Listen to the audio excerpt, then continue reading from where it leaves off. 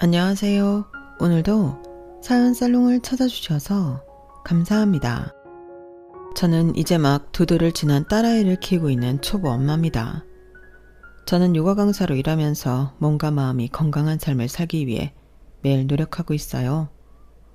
대부분의 사람들은 지금의 제 모습을 보고 제가 언제나 자기 관리를 철저하게 했을 거라고 생각하지만 사실 불과 몇 달 전만 해도 저는 너무나 충격적인 사건을 겪은 나머지 신경이 쇠약할 정도로 힘든 시간을 보냈었어요. 하지만 세상에는 제가 도무지 어떻게 할 수 없는 일도 있다는 사실을 마음 깊이 받아들이고 나니 다시 지금처럼 건강해질 수 있었죠. 저는 그 이후 저와 저희 딸에게만 집중하면서 열심히 수련을 했고 그 결과 다시 건강한 삶을 되찾을 수 있었답니다. 제가 겪었던 충격적인 그 일에 대해서 이야기하자면 제가 처음 남편을 만나서 결혼하게 되었던 그 시절 이야기부터 시작해야 해요. 당시 저는 마사지사로 일하고 있었고 요가는 그저 건강관리 차원에서 꾸준히 하던 운동 중 하나였죠. 저는 매주 목요일마다 독서 모임에 참여하고 있었는데 남편 역시 그 독서 모임의 멤버 중 하나였어요. 저희는 그 안에서 좋은 친구로 지내다가 연인 사이로 발전하게 되었답니다. 저희 두 사람이 연인 사이가 된 가장 큰 이유는 독서 취향이 잘 맞았기 때문이에요. 그때 저는 요가에 조금씩 더 깊은 관심이 생기기 시작할 때라 요가 관련 서적이나 철학 서적을 자주 읽었는데요.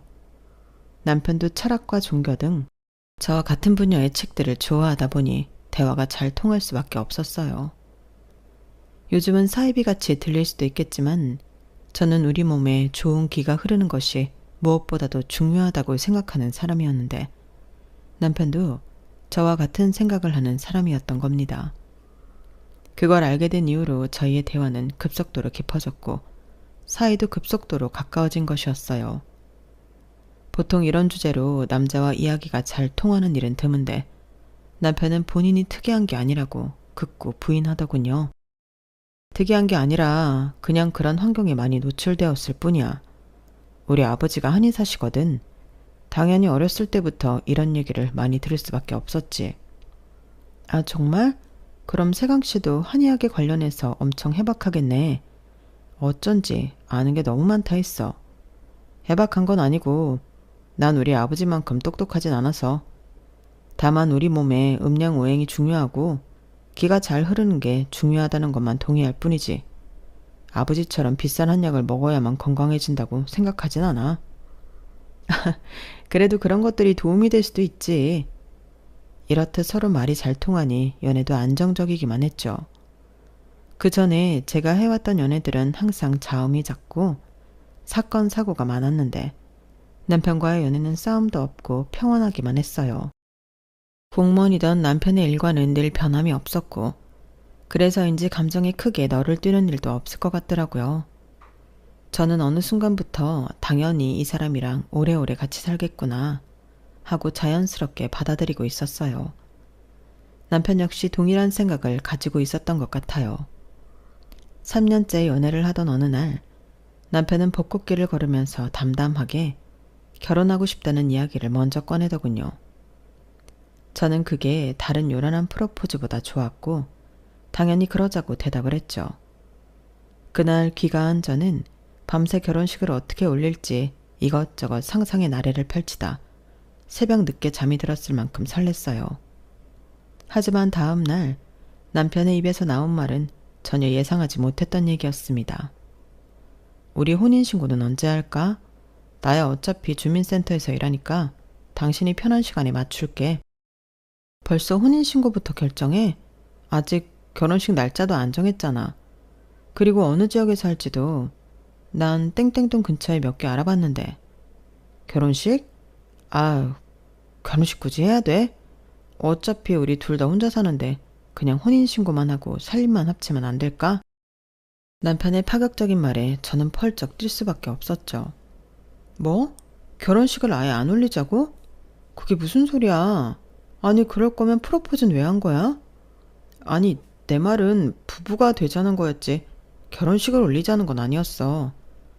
그 사실 나는 어차피 지인도 별로 없거든. 그냥 혼인신고하고 같이 살게 되면 그게 결혼이지 뭐야. 그게 무슨 해괴망측한 소리야. 결혼하자라고 하면 당연히 누구나 결혼식을 올린다고 생각하지. 그리고 당신이 지인이 왜 없어? 우리 독서 모임 멤버들만 해도 몇인데. 직장도 있고. 나는 우리 부모님 때문에라도 결혼식은 꼭 해야 돼. 집안에 자식이라곤 나 하나인데 내가 결혼식을 안 올리면 우리 부모님 그동안 뿌린 축의금 언제 받냐고. 솔직히 나는 우리 가족한테 결혼한다는 얘기 별로 안 하고 싶어. 그래서 그래. 애 같은 소리 하지 말고 당장 가서 말씀드려. 아니면 반지도로 가져가든가. 평소에도 남편은 가끔 정말 애 같을 때가 있었는데 그게 결혼할 때 걸림돌이 될 줄은 몰랐어요. 저는 남편의 등을 떠밀며 당장 가족들한테 저를 인사시키라고 종용했어요. 결혼식 날짜도 가족들이 편한 날을 받아오라고 했고요. 제 등살에 남편은 마지못해서 자기 가족들에게 결혼 사실을 알렸습니다. 저를 가족들한테 인사시키는 날짜도 겨우 받아왔고요. 정말 진심으로 인사시키기가 싫었는지 남편은 본인이 저희 부모님께 인사드린 지 한 달이 지나서야 저를 시댁으로 데려갔어요. 그리고 저는 남편이 왜 그렇게 본인 집에 가기 싫어했는지 단 10분 만에 알 수가 있었죠. 시아버지는 한눈에 봐도 눈이 부리부리하시고 눈썹도 장비 같은 모양으로 기가 센 인상이셨고 시어머니 역시 보통 관상이 아니셨어요. 게다가 시어머니는 저를 처음 보자마자 말없이 위아래로 훑어보시면서 못마땅한 기색을 숨기지도 않으셨죠. 남편보다 2살 많은 누나인 시누이는 인사도 건성이고 핸드폰만 들여다보더군요. 남편한테는 조금도 관심을 두지 않고 자기 잘난 척하기만 좋아하는 딱 그런 부류의 사람이었어요. 실제로 처음 만난 자리에서도 몇 마디 하지 않았는데 전부 자기 자랑하는 얘기들 뿐이었죠. 어쨌든 저는 나름 신경 써서 시댁 식구들 앞에서 처음 인사를 드렸는데요. 시부모님은 누가 먼저랄 것도 없이 곧바로 지적을 하더군요. 남편 될 사람 가족한테 인사드리러 온다면서 어떻게 청바지를 입고 올 생각을 하니? 어느 집안에서 자랐는지 기본 예절도 안 되어 있구나. 그 마사지인가 뭔가 한다잖아. 배움이 길턱이 없지. 대학이나 나왔나 모르겠구나. 엄마 아버지 어떻게 첫 마디부터 그런 말들을 할 수가 있어요? 이래서 제가 부모님께 이 사람 인사도 안 시키고 싶었던 거예요. 제가 싫다고 했는데 이 사람이 그래도 인사드리고 싶다고 해서 자리 만든 거라고요. 말씀 좀 가려하세요. 초면에 청바지를 입고 와서 죄송합니다. 그런데 저 대학은 나왔어요. 그리고 네, 마사지사로 일하고 있고요. 저희 가게에 VIP 고객들 많이 오세요. 어머님 아버님도 시간 나실 때 마사지 받으러 오세요. 제가 피로 잘 풀어드릴게요. 어디서 근본도 없는 마사지라면서 VIP는 무슨. 주제넘는 소리라는 버르장머리 고치려면 너나 내 병원으로 와라. 장침을 꽂아줄 테니.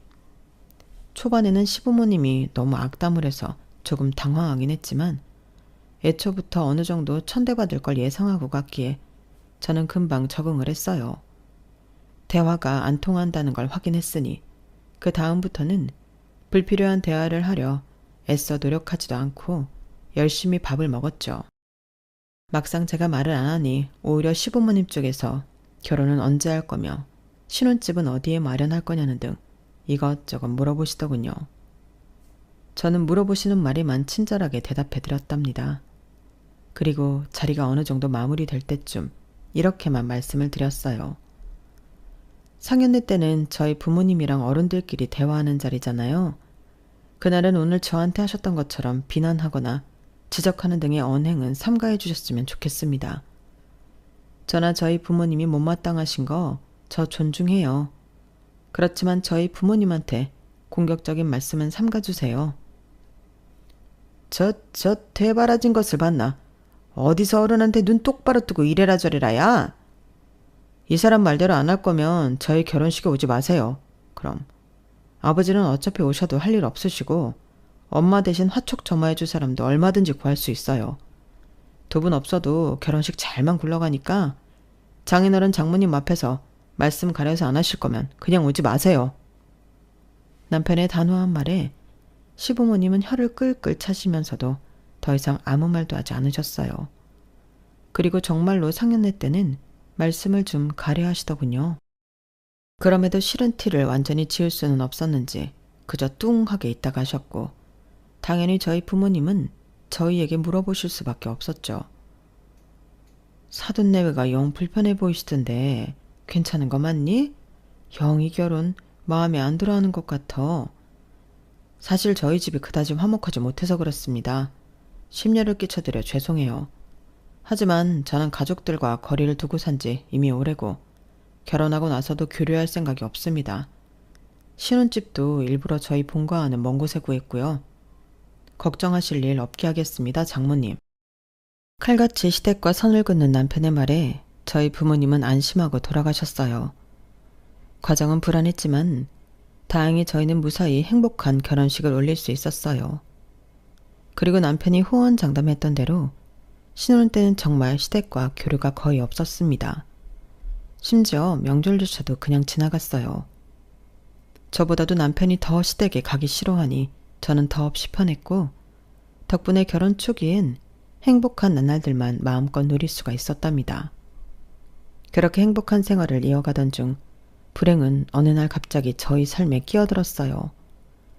건강하시던 저희 부모님이 그만 큰 사고를 당하시고 만 거예요. 당시 걸핏하면 몸살이 나고 몸이 허약해지던 남편은 긴 휴가를 냈고, 저희는 푹 쉬면 나아질 거라고 생각해 휴양림에서 열흘 동안 머무를 예정이었는데요. 이틀째 되던 날, 저희 부모님 집에 큰 화재가 났다는 소식을 듣고 급하게 짐을 챙겨 서울로 향했어요. 하지만 치솟는 불길에 가스관이 폭발하면서 아직 구조되지 못하고 집 안에 계시던 부모님이 돌아가시고 말았죠. 서울로 막 진입하던 때에 그 소식을 들었어요. 집 방향으로 향하던 차를 다시 병원으로 돌리면서 얼마나 울었는지 모릅니다. 한날 한시에 부모님 두 분을 전부 열 줄은 상상도 못했으니까요. 화재가 발생한 건 에어컨 실내기가 과열된 게 원인이었다고 하더군요. 저희 부모님 댁 에어컨 실내기였고, 그 일로 저희는 형편이 많이 어려워질 수밖에 없었어요.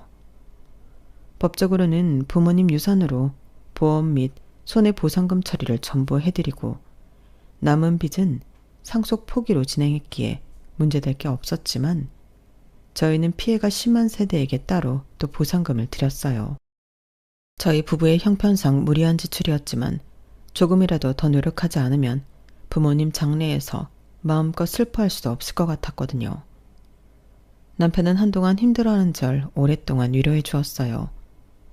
그리고 겸직 신청을 해서 투잡을 뛰기 시작했습니다. 저도 자발적으로 오버타임 근무를 하며 돈을 더 벌었고요.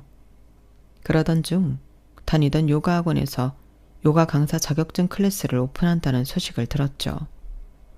요가 학원을 오래 다니면서 요가 강사도 잘 나가는 사람들은 돈을 많이 번다는 이야기를 종종 들었던 저는 강사 자격증을 따볼까 고민했어요. 남편에게 이야기하니 남편은 적극적으로 응원해 주더군요. 당신 마사지 샵에서 회원관리 잘하잖아. 요가 강사도 똑같을걸? 당신 잘할 수 있을 거야. 한동안은 돈이 더 들어갈 텐데 우리 형편에 너무 무리하는 거 아닌가 몰라. 그 정도는 괜찮아. 내가 일을 더 하면 되지. 난 당신이 도전해봤으면 좋겠어. 고마워. 그럼 한번 해볼게. 남편의 응원에 힘입어 저는 일을 하면서 평일 저녁과 주말마다 강사 자격증을 준비했고 반년 만에 자격증을 딸 수 있었어요. 그동안 남편이 대부분의 살림을 하며 정말 많이 도와주었죠. 택배 일을 정말 하루도 쉬지 않고 했으니까요. 초보 강사가 된 저는 이제 저도 열심히 일해서 그동안 고생한 남편을 쉬게 해줄 수 있을 줄 알았어요. 그런데 제가 수업을 하나둘씩 시작할 때쯤 이해가 안 되는 일이 하나둘씩 생기기 시작하는 겁니다. 남편이 자꾸 밤에 잠을 잘 못 자고 시름시름 앓더군요. 원래 정말 건강한 사람이었는데 결혼한 이후에 한 번씩 크게 아프더니 점점 그 빈도가 잦아지는 듯 했죠. 특히나 이 시기에는 건강에 영 좋아질 기미도 보이지 않고 계속 아팠다 덜 아팠다만 반복하고 있었어요. 당연히 저는 남편을 데리고 병원 이곳저곳 다녀보았죠. 하지만 검사를 받아봐도 딱히 큰 이상은 발견되지 않는 듯 했어요. 여보, 저번에 다녀온 땡땡병원 있잖아. 땡땡병원이 거기보다 분당에 있는 곳이 더 괜찮대. 거기가 통증의학과 선생님이 더 좋으시다네? 다음 주에 거길 가보자. 아니야, 됐어. 이제 병원은 그만 가고 싶어. 병원비가 뭐 땅 파서 나오는 것도 아니고. 그냥 내가 그동안 통 쉬질 못해서서 피곤한 것 같아. 큰 병이 있다면 벌써 의사들이 밝혀냈겠지. 당신이 그냥 피곤하기만 한 게 아니잖아. 잘 때 계속 끙끙 앓으니까 그렇지. 안 그래도 택배일을 다음 달까지만 하려고 이미 얘기는 해놨어. 거기도 새로운 사람 구할 시간이 있어야 하니까 다음 달까지만 하고 그 이후에는 좀 쉬어볼게. 그럼 괜찮아질 거야. 뾰족한 수가 나오지 않자 남편은 더 이상 병원에 가지 않겠다고 했어요. 대신 겸직으로 일하던 택배 일을 줄이겠다고 했죠. 저는 그래도 병원에 가는 걸 포기할 수 없어 몇 번이나 더 남편을 설득해보려고 했지만 남편은 완강하게 싫다고 하더군요. 그래서 남편이 택배 일을 그만두기까지만 손꼽아 기다렸죠. 그 사이 남편은 자기가 자면서 끙끙 앓는 게 신경이 쓰였는지 아예 저랑 따로 자겠다며 옷방에 이부자리를 깔고 잤어요.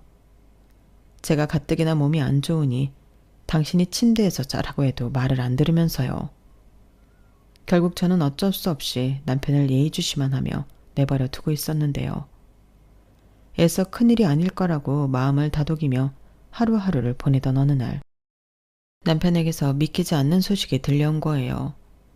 남편은 저희가 살던 지역만 택배 배달을 했기 때문에 트럭이 아닌 9인승 차를 타고 짐을 나르곤 했어요. 뒤에 공간을 전부 짐칸으로 쓴 거죠. 그런데 남편이 골목길에서 좌회전을 꺾는데 뒤에 실었던 짐들이 전부 쏟아졌다는 겁니다. 트렁크 문이 열려서 말이죠. 남편은 그날따라 짐이 많아 본인이 트렁크 문을 끝까지 닫지 못했던 것 같다며 자책을 했지만 저는 그럼에도 이 사고가 이해가 되질 않았습니다. 트렁크 문이 설령 열렸다고 해도 골목길에서 좌회전을 해봤자 얼마나 세게 했다고 짐이 전부 길거리로 쏟아지나요?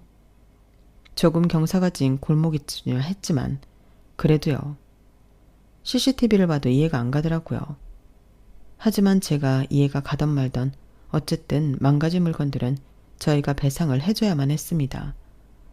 작은 사이즈의 택배가 아예 분실된 것도 있었거든요. 게다가 골목길에 주차되어 있던 차량들까지 날아오는 짐들에 맞아서 피해 보상 청구를 해왔고요. 이제 좀 금전적으로 안정이 되나 했더니 또 엄청난 지출이 생기고 만 것이었죠. 하지만 그래도 이때까지는 자책하는 남편을 위로해 줄 수 있었어요. 마침 또 제가 요가 강사로 일을 시작했으니 당연히 둘이 함께 일을 하면 빨리 마이너스를 메울 수 있을 거라고 생각했죠. 큰 불행이 찾아온 중 아이러니하게도 그 사고가 터지고 며칠도 되지 않아서 저에게 놀라운 일이 생겼는데요. 바로 아이를 가졌다는 거였습니다. 사실 결혼한 지 몇 년이 되어도 아이 소식이 없어 초조함이 생기던 차였는데 갑자기 임신을 해서 저는 일단 기뻤어요. 그리고 그날 바로 남편에게 이 소식을 알려주었죠. 그런데 남편은 오히려 심각한 표정을 짓더니 한 5초쯤 있다가 억지로 웃으며 기뻐하는 척을 하더군요. 당연히 저도 기분이 상할 수밖에 없었죠. 왜? 걱정돼? 괜찮아. 우리 애 잘 키울 수 있어. 아니야. 걱정하는 게 아니라 오늘 좀 피곤했어서 그래. 당연히 기쁘지. 혹시 아이 가지기 싫었던 건 아니지? 무슨 그런 말을 해. 당연히 아이는 늘 가지고 싶었지.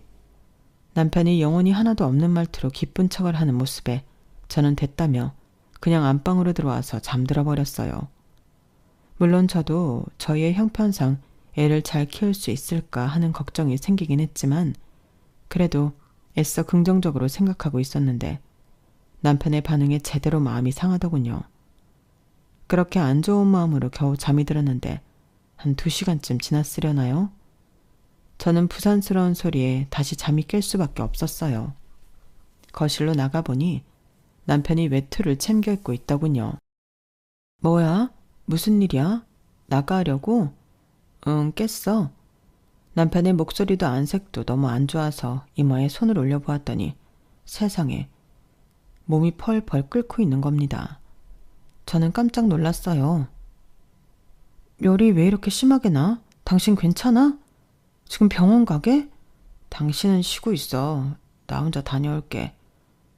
이런 상태를 어떻게 혼자 가? 기다려, 외투 가져올게. 부모님 불렀어. 어? 부모님? 시댁 말하는 거야? 아버지가 의사시잖아.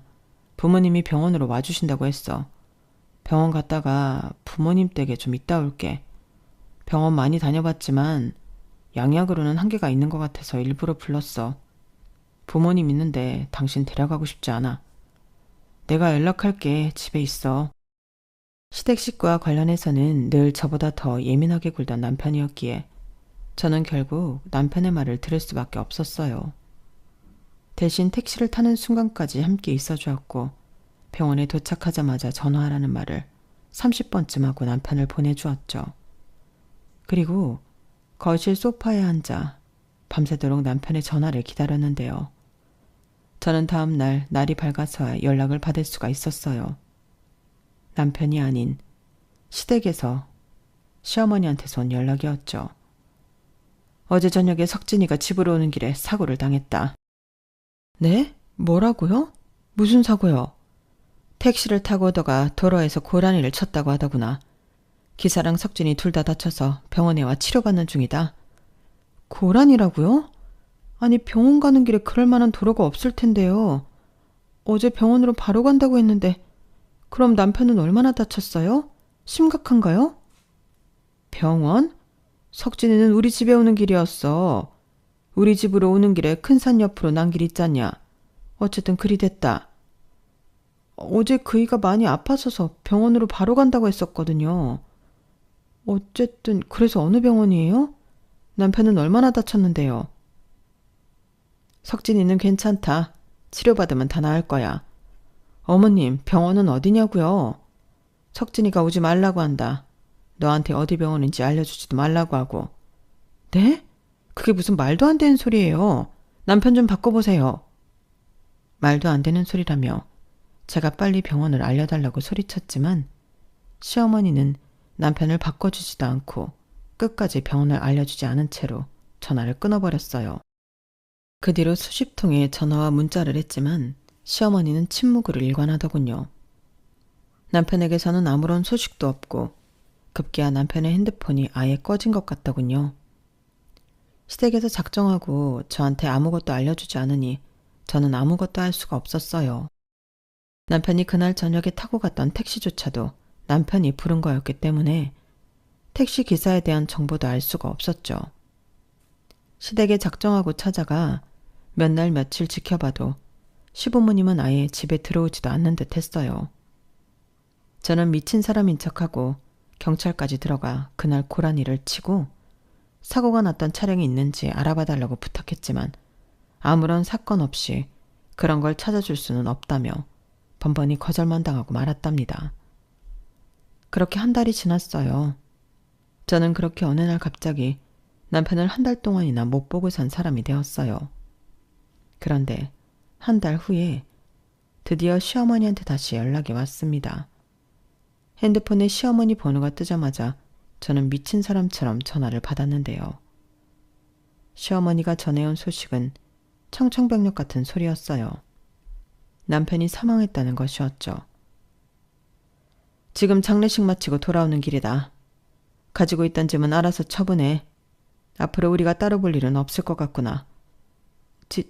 지금 무슨 소리를 하시는 거예요? 난데없이 갑자기 전화해서 남편이 죽었다고요? 어머님 같으면 그 말을 믿겠어요? 저희 남편이 갑자기 왜 죽어요?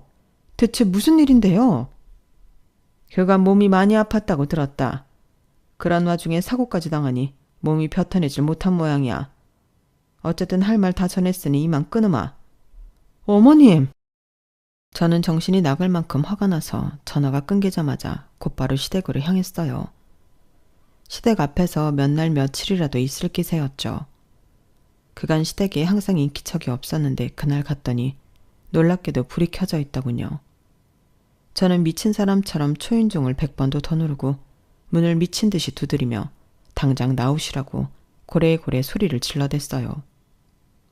시댁 식구들은 꼼짝도 않고 나올 기미를 보이지 않았죠. 저는 과장 하나도 없이 3시간을 넘게 그 앞에서 계속해서 난동을 부렸습니다. 그랬더니 시아버지가 문을 열고 나오더군요. 저는 시아버지를 보자마자 득달같이 달려들었어요. 시아버지를 옆으로 밀치고 시댁 집 안으로 들어가려고 했죠. 하지만 시아버지가 더 힘이 세시더군요. 시아버지는 저를 붙잡고 집에서 먹거름 떨어뜨려 놓았습니다. 제가 아무리 화가 난 상태여도 덩치 큰 할아버지를 이기지 못하더라고요. 당시 임산부여서 그랬던 것 같기도 하고요. 시아버지는 정승같이 딱 집 앞을 버티고 절 온몸으로 막아섰습니다. 아버님, 저희 남편 어딨어요? 애들 엄마가 연락하지 않았냐? 석진이는 죽었다. 말도 안 되는 소리 하지 마세요. 지금 그걸 저더러 믿으라는 거예요? 아버님 얼굴이 지금 아들을 잃은 사람의 얼굴이냐고요. 갑자기 남편이랑 생이별을 하게 만들어 놓고 죽었다는 말 한마디면 다 되는 줄 알아요? 사실을 말했을 뿐이다. 우리 당연히 힘들지. 네가 아무리 미친 사람처럼 날뛰어봤자 하루아침에 자식을 잃은 부모만큼 힘들지는 않을 거다. 이만했으면 이제 그만 가라. 저는 배우자예요. 게다가 그 사람 애를 임신하고 있다고요. 제 아빠가 갑자기 한 달 동안 사라졌다가 이제는 죽었다는데 아버님 같으면 제정신일 수 있어요?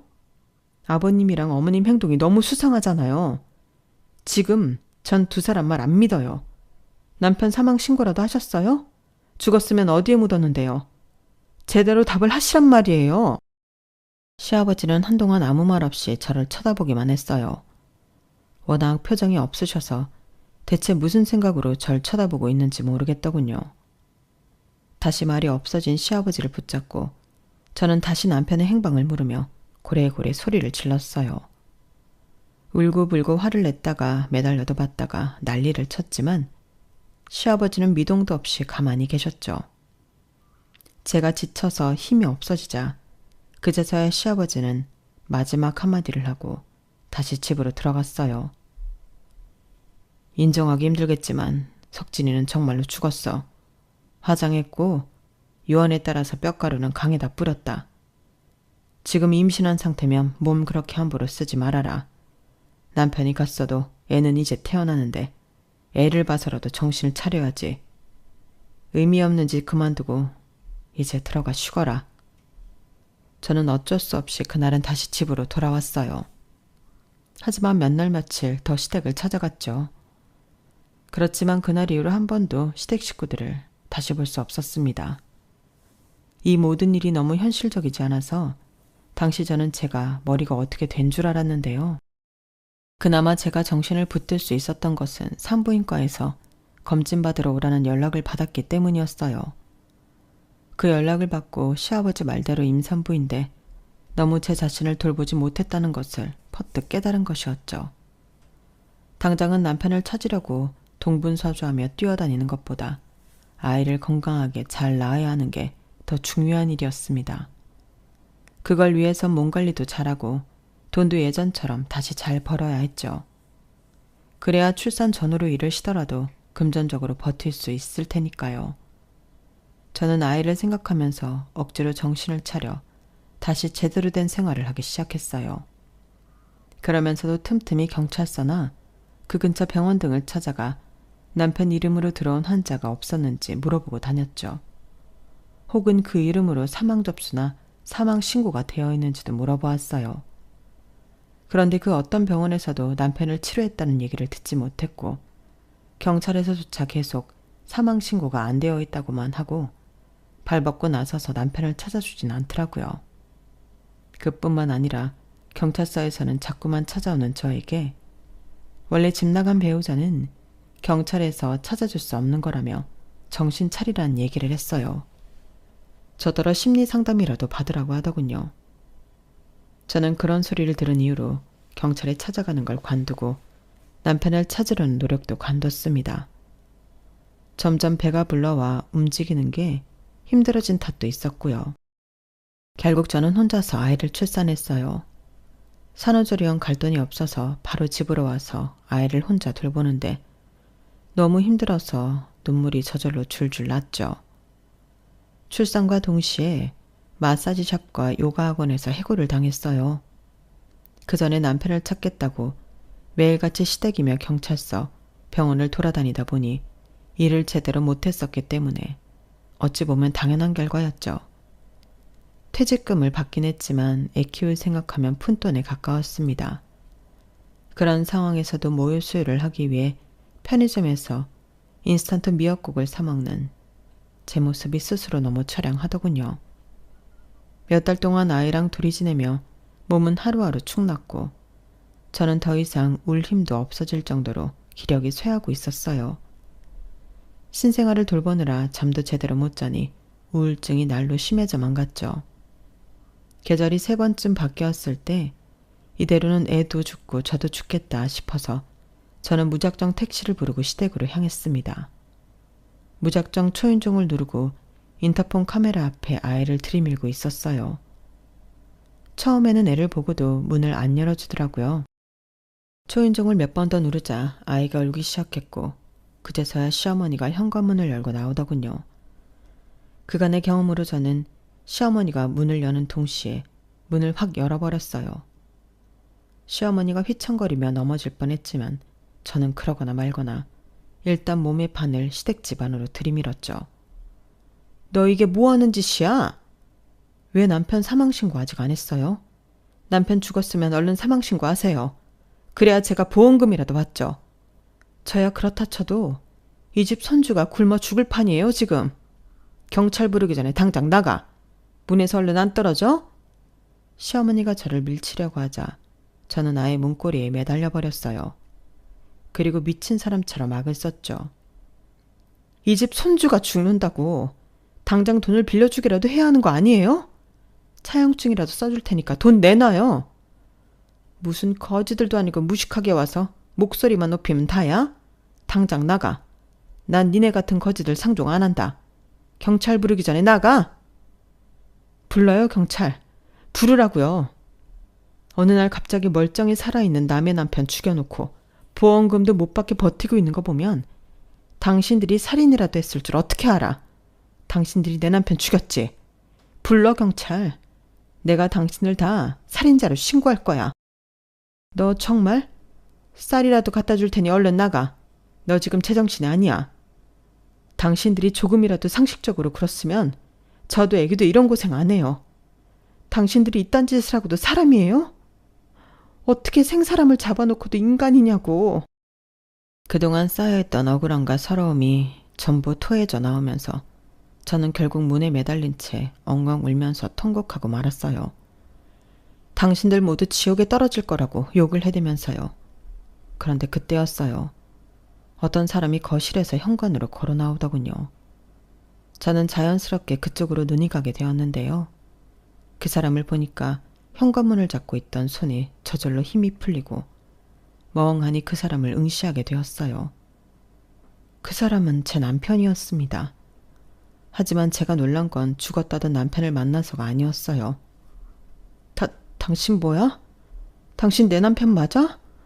꼴이 그게 뭐야? 제가 놀란 건 남편의 몰골이 너무 이상했기 때문입니다.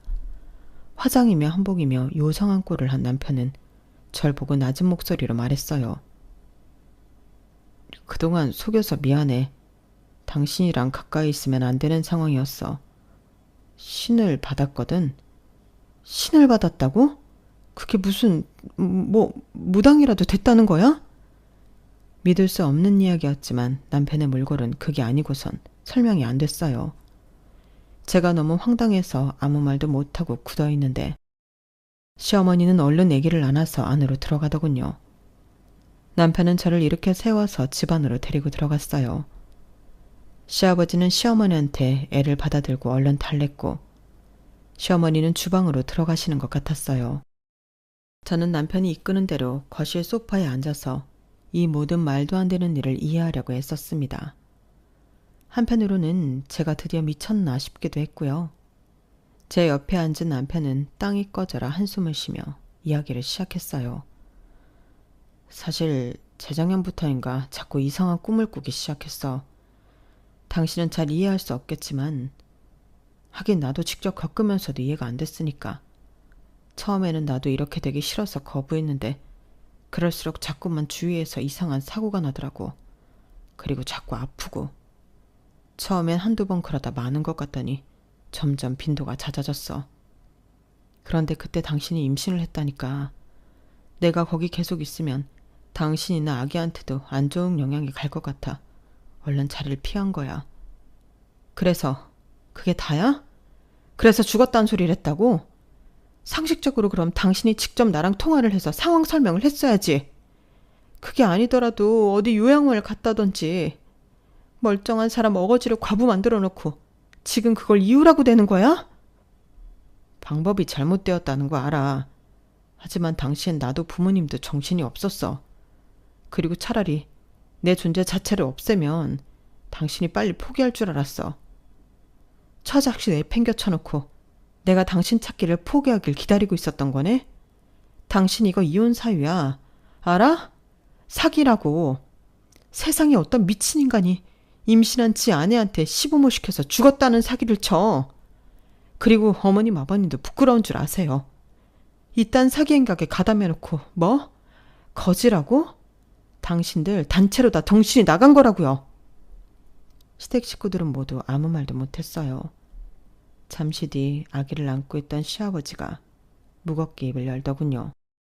그럼 어떡하니? 아들놈은 목숨이 꼴딱 넘어갈 것 같은데 한약도 양약도 안 들고 무당이 안 되려면 굿을 하라더니 굿하고 나니까 얼마든지나 또 애가 쓰러지더구나.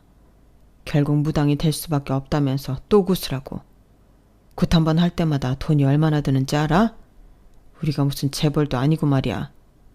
너한테 그렇게까지 할 생각은 없었다. 그런데 우리도 얘 옆에 있으면서 이상한 일이 많이 일어났어. 임산부한테 피해주고 싶지 않았다. 그뿐이야. 그런데 네가 좀채 포기하질 않으니 우리도 지쳐서 말이 좀 험하게 나갔던 것 같구나. 미안하다. 그래, 그리고 석진이가 또 용해. 우리도 여즉 석진이 말 들은 건 그래야 아기가 산다 그래서였어. 뭐 본인이 직접 설명하는 것 보니 이제 괜찮나 보구나. 이거 쌀 담아온 거니 가져가. 그리고 이것도. 일단 100만 원만 넣었다. 우리도 지금은 당장 이것뿐이야. 저는 벌떡 일어나 쌀을 받아들고는 그걸 그대로 남편한테 집어 던졌어요. 남편의 머리를 맞은 쌀 봉지와 봉투가 바닥에 툭 떨어졌죠. 됐어요. 저 인간이랑 당장 이혼할 거니까 그런 줄 알아요. 전부 저 인간한테 책임 물을 거니까. 저는 정내미가 전부 떨어져서 쏘아붙였는데요. 남편은 세상 덤덤하게 이렇게 이야기하는 거예요. 원하는 조건을 적어와. 전부 합의해주고 이혼할게. 그리고 이 집에 다시 찾아오지 마. 애한테 안 좋아. 당신이랑 나랑 결혼 전에 사주를 봤어야 했는데. 너무 평안한 모습에 저는 속이 뒤집혀 쌀봉지를 집어들고는 남편한테 마구 휘둘렀어요. 쌀봉지가 터지고 남편 볼이 새빨갛게 부어오르는데도 남편은 그냥 맞고 있더군요. 저는 씩씩대면서 아기를 다시 안아들고 돈봉투도 집어들고 집으로 돌아왔어요. 그리고 변호사의 힘을 빌려 남편에게 집과 양육비, 정신적인 피해 보상 등 최대한의 보상을 요구했죠. 남편은 그 변호사 상담 비용까지 내주었고 모든 내용을 전부 합의해 주더군요. 저희는 그렇게 이혼했어요. 알아보니 무당은 처음 몇 년 동안 돈을 정말 잘 번다고 하더라고요. 그때가 신기가 가장 세다나요? 어쨌든 그래서인지 남편은 지금까지 양육비도 상당히 많이 보내주었어요. 처음엔 이 기가 막히는 상황에 일이 손에 잘 잡히질 않았는데 시간이 지나면서 차츰 마음의 안정을 되찾고 육아에 집중할 수 있게 되었어요. 그리고 다시 요가 강사로 취직도 했고요. 그동안 제 자신도 아이도 너무 방치해 놓았기에 저는 더더욱 육아와 제 건강을 챙기는 일에 엄청난 집중을 해야 했답니다. 생활이 안정궤도에 들어서니 전 남편의 입장도 얄궂다는 생각이 들긴 하더라고요. 하지만 저한테 말도 안 되는 사기를 쳤던 건 지금까지도 용서가 안 되는 부분이네요. 제가 겪었던 기가 막힌 이야기는 이렇게 끝이 난답니다. 전부 털어놓고 나니 속이 시원하네요. 앞으로 싱글맘으로 아이를 키워야 하는 저에게 응원 한마디씩 부탁드릴게요. 저는 앞으로는 무슨 일이 있어도 저와 아이를 최우선으로 두고 살아갈 거예요. 제 이야기를 들어주셔서 감사합니다. 여러분들의 삶에도 항상 행운과 복이 가득하길 바랍니다. 여러분, 사연 댓글에 응원과 현명한 조언 부탁드려요. 좋아요와 구독은 저에게 큰 힘이 됩니다. 오늘도 좋은 일 가득하세요.